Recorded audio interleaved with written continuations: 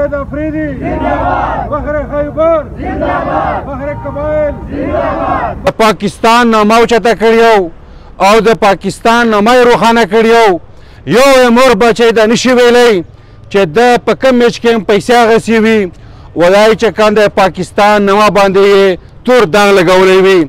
داسې عظیم شخصیت دی چې هغه ډېر پاک شخصیت دی هېڅ سکنډل پسې نشته په لمن یې هېڅ داغ نشته هغه پاک سړی دی مذهبي سړی دی یو څوک سره پورته شي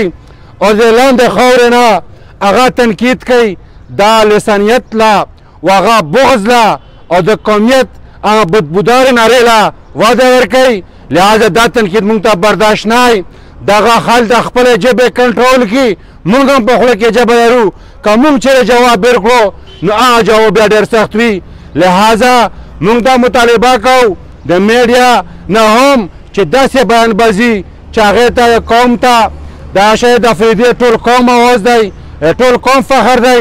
قبایلو فخر دی د افریدو فخر دی د پاکستان فخر دی او لکونو خلکو زړونو ته ټیس ورسولو وغلو شهید افریدي ګوره په انټرنیټ سطح باندې موږ افریدو له یو پهچان نه کړی دی اوس یې څو مفاد پرست ټول چې هغه لګیا دي شهید افریدي بدنامولو کوشش کوي شهید افریدي یو بنیاد دی چې هغه بنیاد روان دی اوس پرې موږ د ځوانان وځي کرکټ کیلونه کوي دغه یو نامه ورکړې موږ وطن نه فخر خیبر دی خیبر نامه یې پورته کړې لهذا افریدي باندې هر څومره بهتانونه ولګېږي هر څومره هغه چې ولګي موږ ځوانان مشران دغه خبرې دا دوی دغه بهتانونه ریجیټ کوو افریدی موږ وطن یو داسې هیرا و چې هغه هیرا باندې نه اوس پرې یو سکینډل راغلی نه یو میچ فکسینګ پې باندې راغلی نه یو داسې یو غلط اکټیویټي کړې و چې هغه په ملک کې موږ افریدو نامه باندې بدنامه شوي وي لهذا موږ چې څومره موږ ځوانان طبقه یو هغه مس ګایډ شوي وي هغو ته موږ دغه درخواست دی چې بره مهرباني خپل وطن خپل هغه سپکاوی مه کوو دا موږ وطن ځوان دی دغه سپورټ وکړو دا نور داسې ځوانان ځان پسې راباسي باندې قبایل ډېر خفه یو چې د مونږ د طرف نه تللی د مونږ خاورې نه تللی د ښې کورنۍ نه تللی عزتدار تللی او پاکستان له عزت ورکړی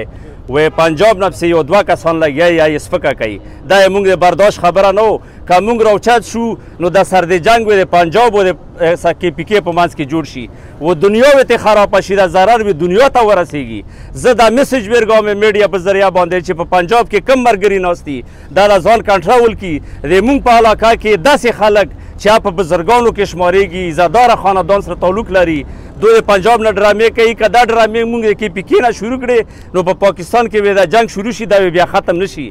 ما دا عرض دی چې شاهد افریدي یو قابل سړی دی فخر خیبر دی فخر قبایل دی فخر پاکستان دی دا ډرامه اندازې موږ نشو برداشت کولی و آینده لپاره که داسې لای عمل راغی و دغې نه واپس نشول دا خلک نو موږ بله ورځ داسې احتجاج وي چې دا باب خیبر به بند وي بس سلام